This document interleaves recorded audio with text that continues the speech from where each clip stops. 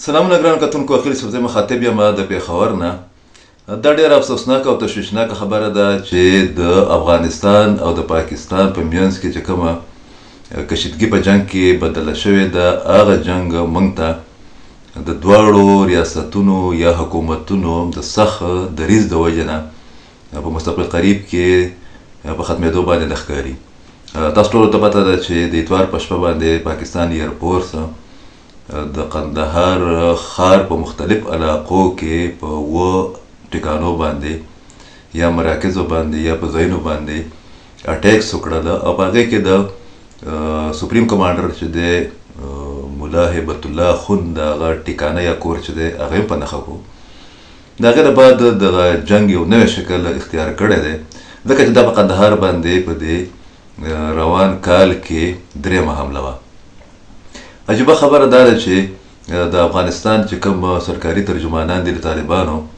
هغې هغه ټول رپورټس چې کوم دي یا معلومات یا اطلاعات رد کړي دي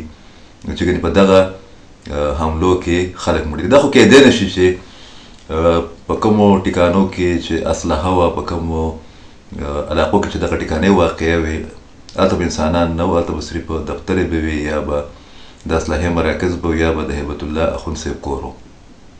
دا خو د مردو خبره نه ده، ځکه چې انټرنیشنل میډیا به شمول د سی آی ای د سابق اهم افسر سارا ایډمز د کم از کم دغه چې کومه ټکانه وه د هیبت الله په هغې کې د 15 نه 13 پورې کسان چې کوم دي هغه یې په نښه کړي دي. بیا د حملو چې کوم شدت و ظاهره ده چې په هغې کې د چا د بچ کېدو امکان چې و هغه ډېر کم ښکارېدو. په سباله باندې نه صرف دا چې ذبیح الله مجاهد صاحب چې هغه د طالبانو ترجمان دی، هغه په یو بیان کې د افغان حکومت او طالبانو هغه زړه بیانیه چې ده یا پالیسي ده هغه یې بیان کړه، بلکې هغې دا هم وی چې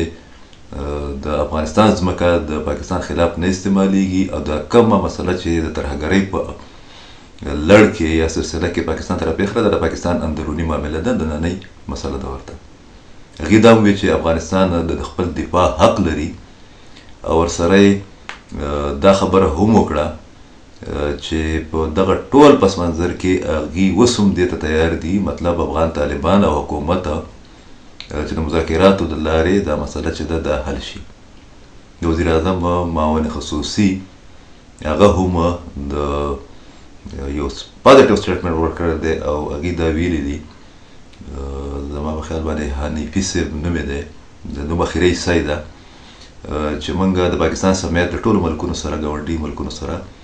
امن غواړو او د برابرۍ په بنیاد د تعلقات غواړو. خو بل طرف ته د ذبیح الله مجاهد صاحب بیان دا واضح اشاره ورکوي چې دوی تر اوسه پورې د پاکستان او د افغانستان په منځ کې چې دا کوم جنګ شروع دی، د دې چې کوم بنیادي محرک دی، وجه ده، ریزن دی، مطلب کله د ټي ټي پي او نور هغه تنظیمونه یا ګروپونه چې د پاکستان خلاف حملې کوي د هغې د موجودګۍ او د سرپرستۍ نه انکار کوي. او دا هغه بنیادي نقطه ده یا مسله ده چې د هغې په بنیاد باندې د پاکستان د دغه جنګ آغاز کړی دی. ذبیح الله مجاهد چې دا خبره کله کوي چې موږ هم حق لرو چې خپله دفاع وکړو، کیدای شي چې په دغه پس منظر کې په تېره ورځ چې په باجوړ کې کومه واقعه شوې ده د هغې باقاعده احکامات ورکړی شوي وي. د باجوړ علاقه سالارزۍ چې ده چې هغه تحصیل دی او ډېر اهم سرحدي علاقه ده د افغانستان سره، په هغې کې د افغانستان د چیک پوسټونو نه راکټ لانچر باندې حملې شوي دي او د 1 کور 4 کسان چې دي چې ویلی کېږي دا چې هغه وروڼه دي هغه پکې شهیدان شوي دي، د یو ماشوم یا ماشوم به شموله 2 کسان پکې زخمیان دي. بل طرف ته د پاکستان د وزارت اطلاعات نه یو سټیټمنټ جاري شوی دی چې د هغې خلاصه دا ده چې یو خو د ذبیح الله مجاهد او د نورو لیډرانو دغه ټولې خبرې چې دي یا کوم بیانات چې د قندهار د اټیک نه بعد مخې ته راغلي دي هغه یې مسترد کړي دي، بلکې دا هم ویلي چې پاکستان د افغانستان غوندې د آرټیفیشل انټیلیجنس باندې جوړ شوي تصویرونه په ځای باندې ټوس شواهد ورکوي چې موږ کم علاقې وویشتې، کم خلک زموږ علاقې ته راننوتله او زموږ حکمت عملي او دفاعي پالیسي چې دغه څه ده. په دې ټول صورتحال په تناظر کې خاص کر ذبیح الله مجاهد صاحب د دغه بیان نه بعد دا خبره چې دا یو ځل بیا د بدقسمتۍ نه واضح شوې ده چې په راتلونکي یو څو ورځو کې یا هفتو کې د بعضې ملکونو یا د بعضې مذهبي لیډرانو د کوششونو باوجود